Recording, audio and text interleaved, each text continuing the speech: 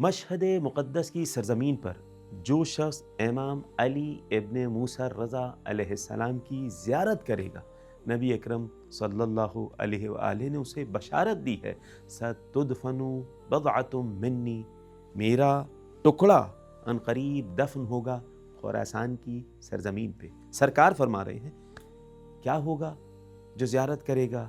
نبی نے فرمایا ما زارہ احد الا نفس اللہ کربتہ، کوئی بھی مکروب، کوئی بھی پریشان حال ان امام کی زیارت کو آئے گا، اللہ اس کی پریشانی کو دور فرما دے گا۔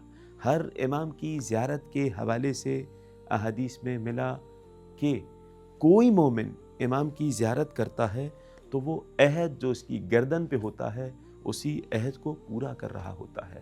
امام رضا علیہ السلام سے ہی حدیث ہے کہ ہر شیعہ چاہنے والے کی گردن پر امام کا ایک عہد ہے، ایک وعدہ ہے۔